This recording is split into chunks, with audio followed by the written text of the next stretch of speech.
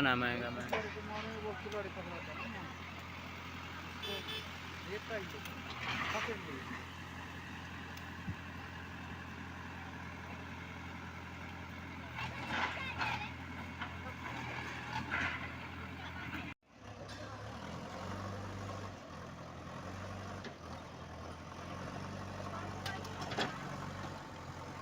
राजेश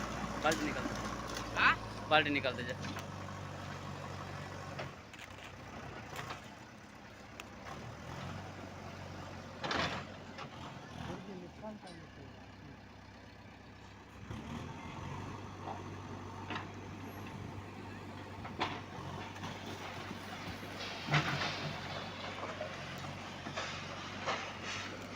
तक आप थोड़ा सा मुड़े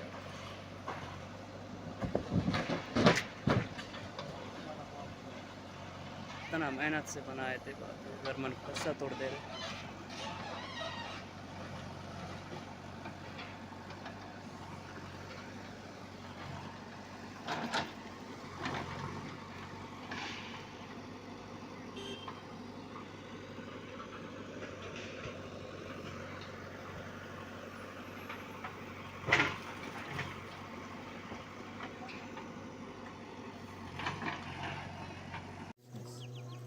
దేవుని పరిశుద్ధ నామమునకు మహిమ కలుగునుగాక. ఛత్తీస్గఢ్ రాష్ట్రము బీజాపూర్ జిల్లా హెడ్ క్వార్టర్లో ఉంటున్నాం.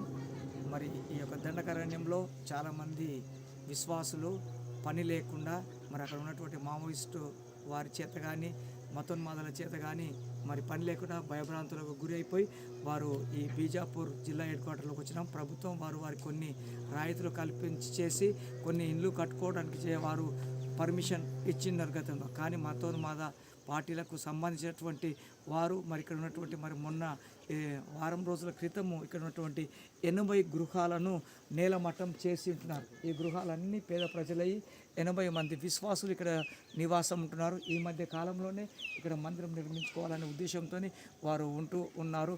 ఇవన్నీ వారు నిరాశురాశులైనటువంటి వారి యొక్క వస్తువులు బియ్యము అన్నీ కూడా ఈ గృహాలలోనే మర్చిపోయినాయి. ఎంతమంది చిన్న చిన్న పిల్లలు మరి ఇబ్బందికరమైనటువంటి జీవనం సాగిస్తున్నటువంటి కనుక ప్రియమైనటువంటి దైవజనులారా, తెలంగాణ రాష్ట్రంలో పనిచేస్తున్నటువంటి ఉద్యమ సంస్థలు ఉన్నటువంటి మీరందరూ కూడా ఇక్కడ వీరి గురించి ప్రార్థన చేయండి.